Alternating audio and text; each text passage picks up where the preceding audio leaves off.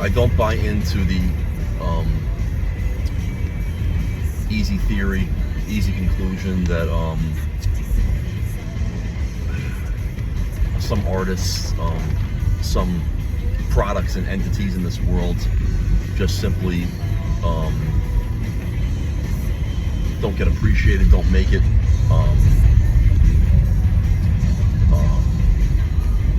Arbitrarily, like certain individuals produce something, and just by an act of bad luck, it doesn't rise above the surface of their own tiny little individual circle on this world. I believe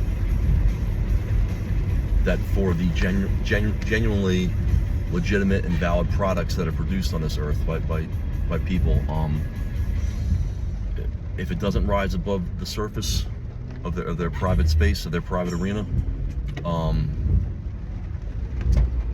then there's tangible reasons for it, and most often it's a lack of hard work, or maybe mismanaged promotion, marketing, things like that. And obviously I'm talking about this in terms of music, the music business. Like Nick Drake, for example. I mean, genius musician, made 3 wonderful, brilliant records. He was unknown in his lifetime. And then his sister, after he passed away really tragically, his sister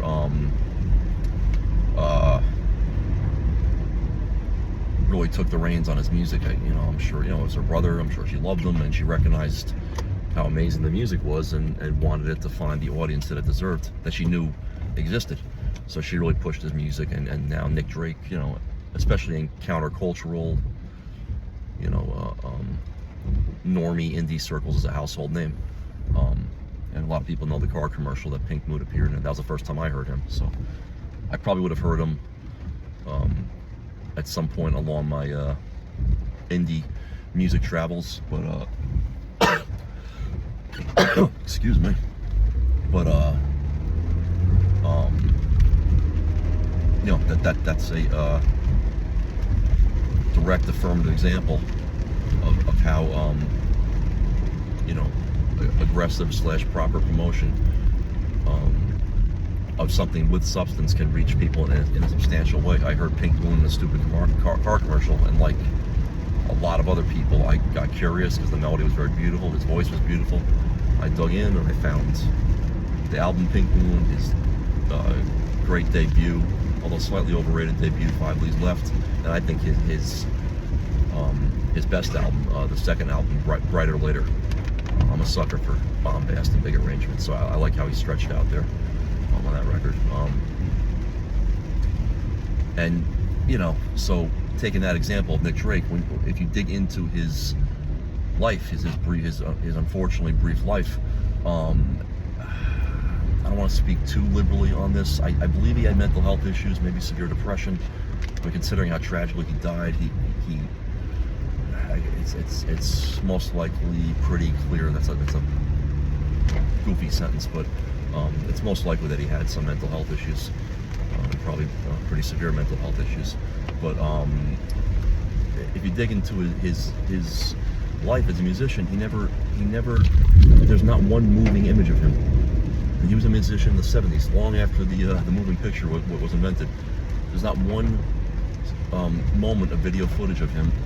There's a few still photos, no interviews. There's no concert footage. He must have played live performances, but there's no footage of it. That's why his music didn't get out there. He was brilliant. His music was brilliant, and I'm guessing because of his mental health issues that he most likely had, he was unable to properly promote. If you don't want to use the word promote, if that's icky to you, use the word expose, reveal. He wasn't able to present and reveal to people. So unfortunately, in his lifetime, he was completely unknown. And man, this musing took a sharp left turn and just ran with it from the very beginning. Initially, I was listening to a song by a band called Pinehurst Kids, and my favorite song by them, Burn Alone. And the point I was starting to make, until I detoured severely, was that Pinehurst Kids I don't buy into that easy theory, like, that, some people make it, some people don't. Right place, right time. Bullshit. I reject the right place, right time theory 100%. That's why I'm trying to become an established musician at age 47. I'll be 47 in a month. It's irrelevant to me. Things, success, moments, accomplishments in life happen due to a culmination of effort. And you got to be smart about the moves you make. But if you make dumb moves, then as long as you keep going and keep pushing and continue to build upon that culmination that you began, your dumb moves will eventually, even if it takes 30 years, will count as part of your success. You keep working, you keep pushing. You gain wisdom with each mistake, and each degree of success that you do achieve along the way. And you make sure that every moment in your life counts. That nothing was wasted, because it all led you to the point where you're at now, where you are successful, accomplished, whatever form that takes, human being. And you would not have changed anything, including the dark, bad, struggling, stupid moments, because they all led you to where you are now. And where you are now, at whatever moment of success, whatever moment presents that marker for you, which would come generally in the form of, okay, I'm happy, maybe I made it, I've got to where I wanted to be. That moment of success, that marker of success, is just the beginning of a whole new culmination of other moments that will lead you to another point, another successful point in life. So life is playing the long game. Play the long game. There's no red carpet moments. Life is not Star Search. Even Star Search is not Star Search or American Idol. You win American Idol. How many American Idol winners went on to a successful and prominent career? Carrie Underwood, Kelly Clarkson. Is that it? Many people won that competition. They were all very gifted and talented. But I'm not going to guess why they didn't extend their win into a successful career. But I will make one guess and say maybe they weren't playing a long game.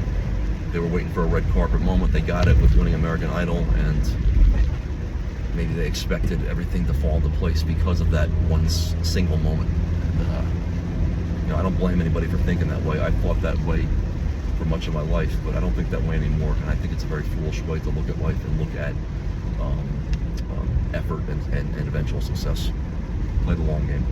So, I detoured again. Back to my original point. Pinehurst Kids, I gotta say, guys, you can argue maybe they weren't quite on the level of Jimmy Eat World, and that was the band they were most similar to. Jimmy Eat World had a big breakout record, Bleed American, brilliant record, one of my favorites, in the late 90s, and that was the peak, the culmination of the emo genre. I know emo's mutated into some very unlikable forms these days, but the original emo genre, it was a big thriving underground scene with bands like The Promise Ring, other bands I don't like as much, like Captain Jazz, Breed. The Promise Ring, they're another favorite band of mine. And then Jimmy Eat World kind of took that template and then made a really just banging emo-ish pop rock and roll record with Bleed American. Pinehurst Kids were doing the same thing, and again, at least at nearly the same level as Jimmy Eat World. Viewmaster's a great record. The first record, Minnesota Hotel, has some bangers on it. Switch is a great song. And their third record, Bleed It Dry, has some great songs on it too. Spinning Out, Planet of the Apes, The Once Lord, great songs. All these songs should have been hits, including my favorite song that I was listening to before, called Burn Alone. Maybe there was a lack of hard work, who knows? I'm not going to guess. But all I know is they were a great band, and if they're still going, I hope they are. I should look them up and dig up to see if they're making music right now and dig it up, because I'm sure I'd love it. So they're a great band, and they deserve more. They got screwed, and I don't say that. I don't know if I could say that about any other artist or band, but yeah, the Pinehurst Kids deserve better. They should have had a bigger audience, and I think they had a lot of fans like me. I always loved them. I saw them play at Maxwell's in Hoboken. It was great. Yeah, they had. I mean, they nailed it from every angle. They had hit songs. They had hit material. Rock and roll edge. I mean, they were in the right place at the right time. If you want to put value on that, you know, they were making their best work during the peak outbreak of the emo scene, of which they were a part of. You know, emo-ish. I call bands like them and Jimmy Eat World emo-ish rock. Yeah, Pinehurst Kids deserve better, but fortunately they documented their great music. Now speaking to the music they made back then, hopefully they're still making more. I'm going to look that up after I get home. So they documented all this great music, and you know, one theory I do subscribe to, I do accept, is that some people are not appreciated during their lifetime, unfortunately. I believe Van Gogh's the most famous example of that, where he wasn't appreciated at all. I believe he also died tragically, and then, you know, now he's looked on as a genius of visual art. That does happen. I believe the work that Billy Corgan's doing right now, especially Autumn, the rock opera he made last year, probably won't get its due for a long time, but it will, and he, and overall him as a musical artist, will be fully appreciated at some point. Hopefully it'll come in his lifetime. You know, he's a genius musician. He deserves that that reception, that acknowledgement, and hopefully justified acknowledgement will come in Pinehurst Kids' lifetime. I believe that the main songwriter and singer is Joe Davis. Hopefully he gets his due, because he deserves it, and they're a favorite band of mine. Check out Burn Alone off Viewmaster. Great tune.